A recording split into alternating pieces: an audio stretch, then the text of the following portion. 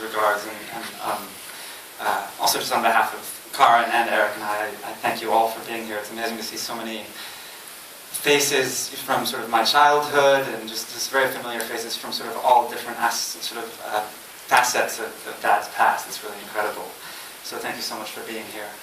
And so I was talking yesterday to Mom about what it was I should say today, and her suggestion was that the theme should be our family's thankfulness, and that seemed to feel right. It's safe to say that we've been overwhelmed with the outpouring of love and support from all corners of the globe during and after Dad's illness. So, hey everybody, thank you. Thanks Tim and Inge-Lisa and the whole IDEO family for doing so much more than anyone could ever imagine, making it miraculously possible for Dad to spend his final weeks in San Francisco, making this event and the one in California so truly lovely. I can say, honestly, we will never be able to thank you enough. Thanks to the Mortgages of Britain, or as I like to call them, the Brit Mogs, for coming to California, for Cousin Harriet, for sitting by Dad's side and witnessing firsthand that even in his final days, he still had that spark. He was still joking, still singing, still eyeing the beauties of life. To Helen Cass, for being such a source of support and love for us over the last months. To Cousin Thomas for flying in. He's not a Brit monk, but he's a Danish monk. For flying in from Copenhagen just today so he could be here. And of course, thanks to all of you for being here, especially those of you who travel from afar. It's so appreciated.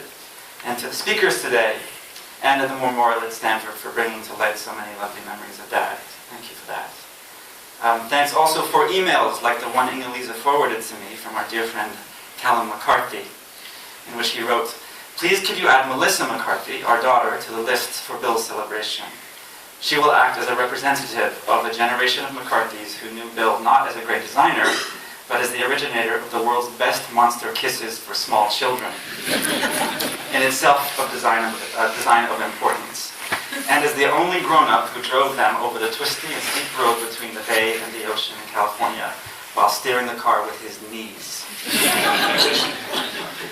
Callum, I hadn't thought of those monster kisses for years, and of course I had blocked out Dad's automotive manipulations. And thanks all of you for being here. There are so many memories in this room, and I've learned that the longer Dad is away from us, the more he becomes a sum of all our memories. He is not just monster kisses and peeing in ashtrays in Middle America. He's not just father and husband. He's not just innovator and tricycle manipulator. He is the sum of all our memories of him. And I feel buoyed knowing that, although he's gone, there is such an incredible sum of his parts that remains alive and vibrant. And I'm thankful that, thanks to an email from an old friend, if I ever have children, one part of my dad's sum will be joyfully memorialized in the way I kiss them good night.